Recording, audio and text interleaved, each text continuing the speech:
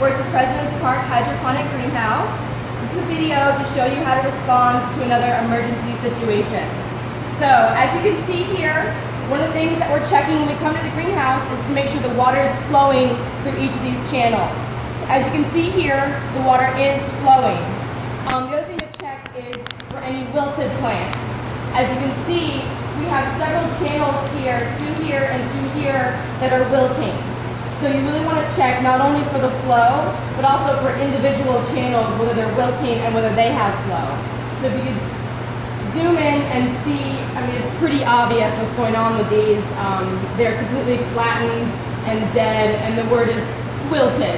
And it's pretty easy to tell the difference from these beautiful happy cilantros that do have water flowing to these four channels that do not have any flow.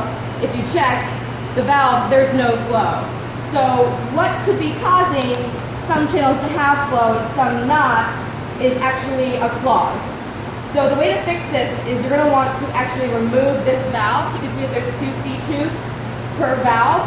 So it's this valve and also this valve, as you can see, are not flowing any water.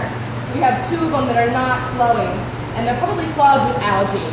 So what we're going to have to do is remove them completely and try and remove the algae that's clogging it, and then put them back. So the first thing we want to do is actually unplug the pump or turn off the valve for this system. Since both these channels are on one side, I can really easily just turn this valve, and this valve turns off the flow to this half of the system. And that's a little bit easier than turning off the pump, so that this side is still running.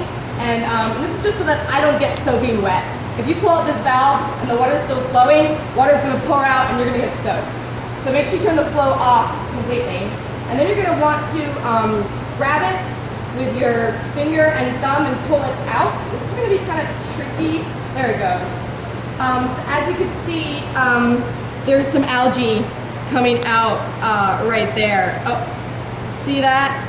Yeah, it looks like a giant turd. Yeah, that's the algae that was causing the clog and stopping the water from flowing. So I think that's probably the only issue.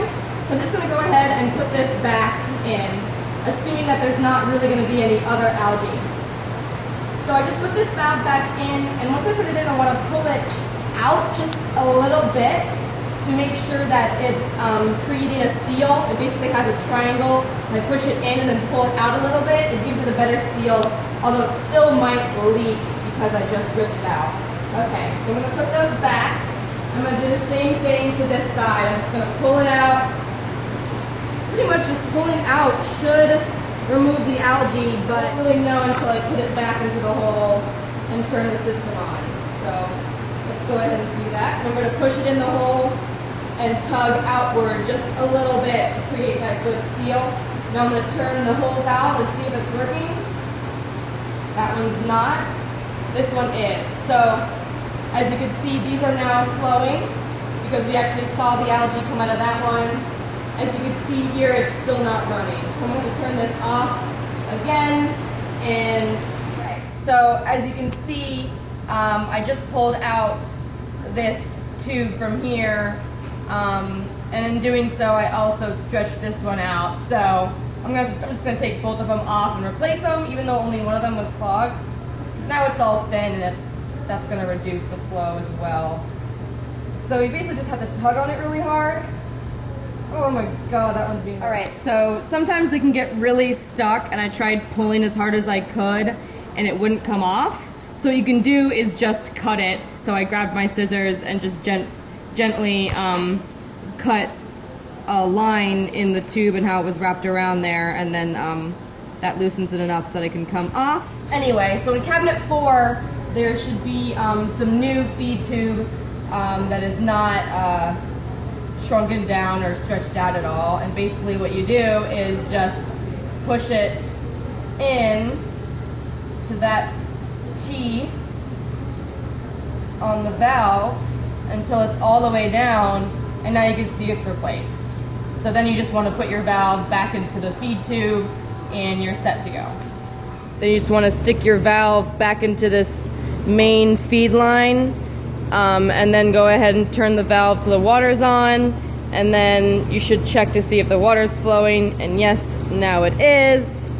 And so they were wilted a few seconds ago, but they're already bouncing back. Usually they do bounce right back, so it should be okay. Thanks for watching.